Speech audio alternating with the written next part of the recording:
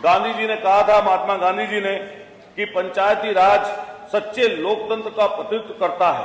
और ये प्रतिनिधित्व इसलिए प्रतीत होता है मान्यवर कि जब हम ग्रामीण अंचल में जाते हैं तो चाहे जिला पंचायत क्रम से हम देखते हैं, पंचायत स्तर पर पंचायती राज में जिला पंचायत हो, क्षेत्र पंचायत हो और चाहे आपके ग्राम पंचायत हो, ये पूर्णतः ऐसी संस्थाएं हैं जिनसे ग्रामीण परिवेश के, चाहे वो राजनीतिक पृष्ठभूमि हो और चाहे वहां का विकास हो, वो बड़ी संख्या में उससे प्रभावित होता है।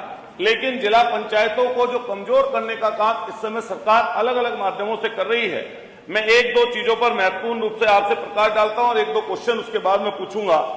मैं विनम्र तरीके से आपके माध्यम से पूछना चाहता हूं कि जैसे गौतम बुद्ध नगर है मान्यवर, वहां मात्र 30 गांव हैं कुल जो जिला पंचायत आपके परिधि में आते हैं और 6 जिला पंचायत सदस्य कुल चुने जाते हैं, लेकिन गांवों की संख्या गौतम बुद्ध नगर में बहुत ज्यादा है। इसी तरीके से मान्यवर हापुड़ हो, गाजियाबाद हो और अब हमारे मेरठ भी हो, जिसकी आकार शहरी क्षेत्र बढ़ता जा रहा है, नगर निगम का क्षेत्र बढ़ता जा रहा है, प्राधिकरण की सीमाएं बढ़ती जा रही हैं और नगर पंचायतें और आपके नगर पालिकाओं का क्षेत्र का विस्तार होता जा रहा है, जिससे कहीं ना कहीं जिला पंचायत के अधिकारों का अतिक्रमण हो रहा है। और मनीष शीजा जी, आपकी आवाज यहां तक आ रही है, बहुत ज्यादा जरूरी हो तो पीछे कॉफी के साथ चर्चा करें, जिससे जिला पंचायत के यहां तक आपकी अलग अलग स्तर से बड़ी परेशानी और दिक्कतों का सामना करना पड़ रहा है। मान्यवर, ये 1922 का एक्ट है कि संपत्ति कर जो 2022 में 2000 रुपए हुआ करता था,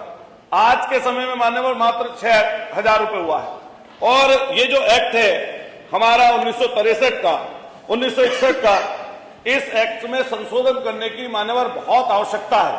मैं माननीय मंत्री जी से आपके माध्यम से सवाल पूछना चाहूंगा कि क्या माननीय मंत्री जी, एक दो सवाल है मेरे।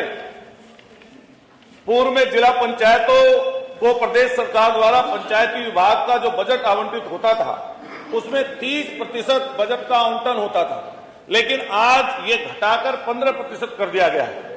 क्या माननीय मंत्री जी, जो ये धनराशि 30% पहले हुआ करती थी, क्या ये अब इसको कराने का कोई प्रावधान माननीय मंत्री जी किया जा रहा है?